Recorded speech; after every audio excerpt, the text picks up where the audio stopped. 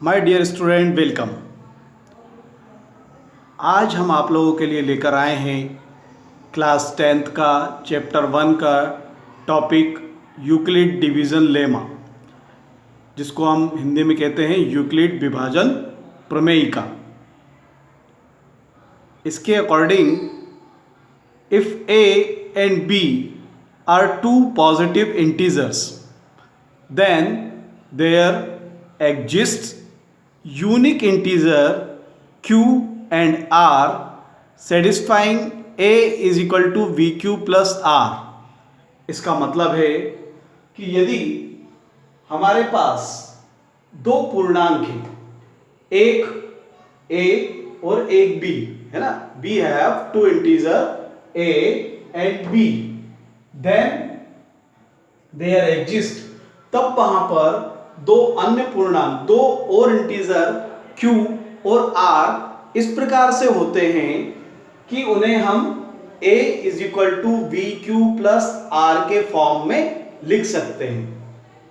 यही यूक्लिड विभाजन प्रमेयिका है, यूक्लिड डिवीजन लेमा। असल में यहां पर है क्या, हम इसको समझने की कोशिश करते हैं। मान लीजिए a और b दो इंटीजर हैं, a और b यहां पर कोई दो इंटीजर हैं। अब देखिए, हम a को डिवाइड कर रहे हैं b से, हमने माना कि आंसर कितना आ रहा है q, एंड रिमाइंडर कितना बच रहा है यहां पर r। ठीक है, इसको हम डिविडेंड कहते हैं, जिससे हम डिवाइड कर रहे हैं उसे डिविडेंड कहते हैं, जिस नंबर से डिवाइड कर रहे हैं उसे डिवाइजर। जो आंसर आता है वो होता है कोसेंट, और जो यहाँ पर बचता है नंबर उसको हम बोलते हैं रिमाइंडर, है ना।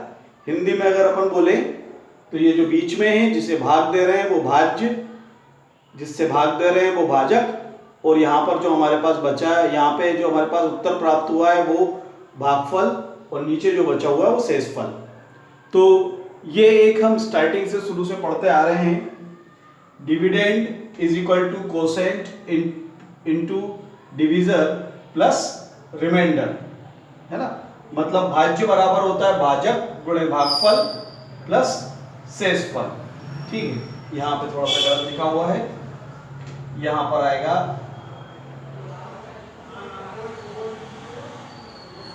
शेषफल, है ना, भागफल गुणे भाजक प्लस शेषफल। ठीक है, तो इस चीज को अपन एक एग्जांपल से समझने की कोशिश करते हैं।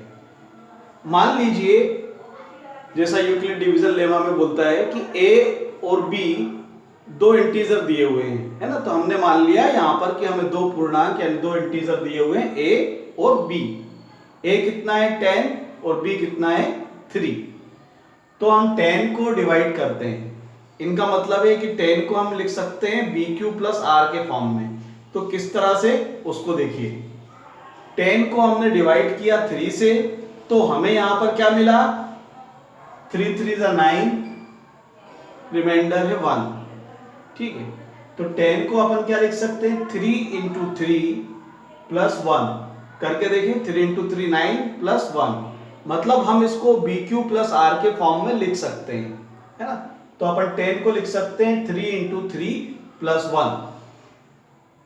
तो ये बात थी यूक्लिड डिवीजन लेमा की, है ना। अब हम बात करते हैं HCF क्या होता है। सपोज हमारे पास दो नंबर है 10 और 20, उनके हम प्राइम फैक्टर्स लेते हैं।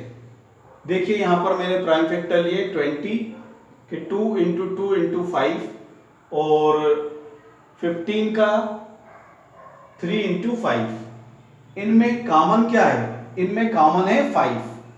ठीक है, मतलब HCF का मतलब होता है हाईएस्ट कॉमन फैक्टर, है ना।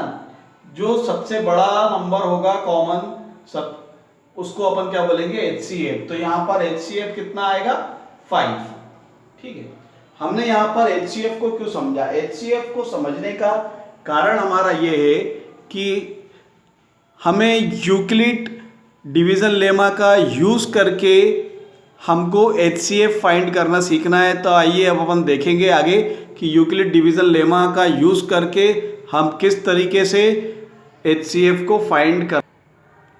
ओके माय फ्रेंड्स, हम लोग देख रहे थे 10th क्लास का चैप्टर नंबर 1 रियल नंबर्स। इसमें हम सबसे पहले जो क्वेश्चन नंबर 1 है एक्सरसाइज 1.1 का, उसको देख रहे हैं। यहाँ पर हमें क्या करना है, यूक्लिड डिवीज़न लेमा का यूज़ करके हमें HCF फाइंड करना है। तो सबसे पहली स्टेप क्या होती है, सबसे पहले इन दोनों नंबर्स को कंपेयर करके हम ये निकालेंगे कि दोनों नंबर्स में बड़ा नंबर कौन सा है और छोटा नंबर कौन सा है।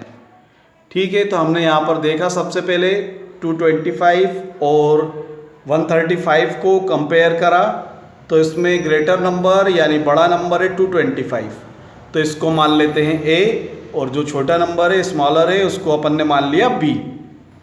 अब हम डिवाइड करना चालू करते हैं।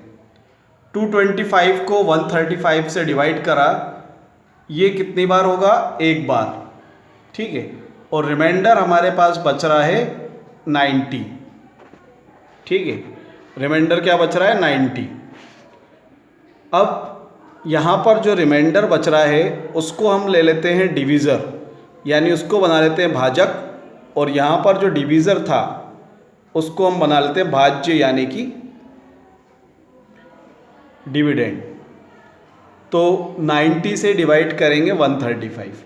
ये प्रोसेस जब तक चलती रहती है जब तक कि आपके पास ज़ीरो ना आ जाए रिमाइंडर में।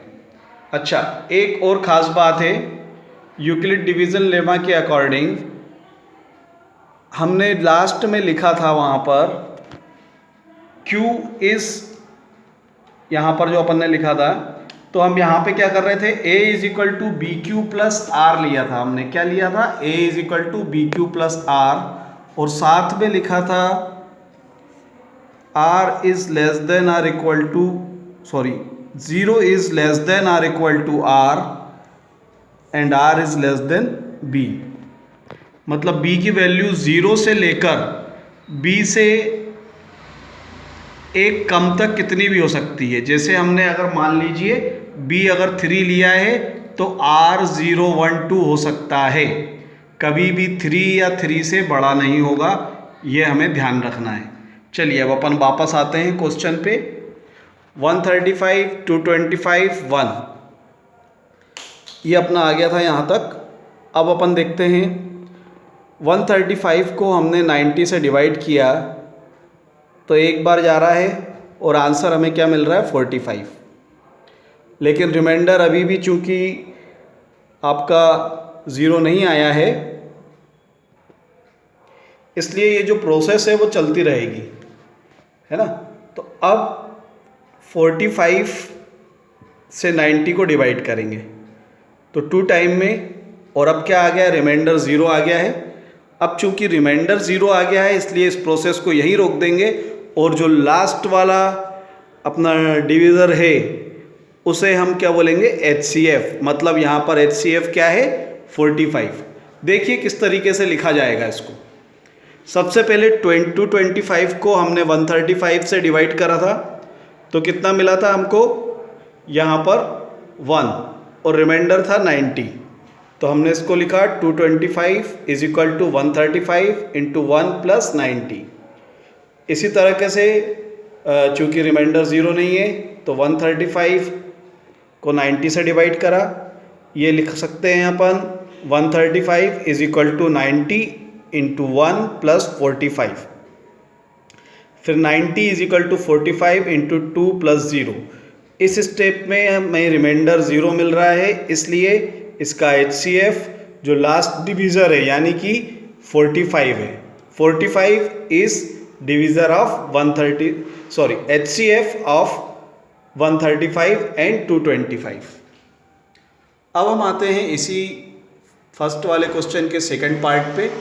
यहाँ पर हमें दिया हुआ है 196 एंड 38,220। तो हमने 196 और इसका कंपेयर करने के बाद देखा कि ग्रेटर नंबर क्या है, 38,220, तो उसे हम A मान लेते हैं, 196 को B। इस तरह से हम डिवाइड करते हैं। डिवाइड करने के बाद देख लीजिए इसका डिवीज़न, इसको आप यहाँ पे रोक कर वीडियो को भी देख सकते हैं।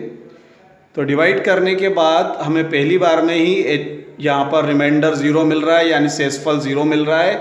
तो इसका HCF 196 होगा। इसी तरह देखिए थर्ड क्वेश्चन में भी हमने किया है।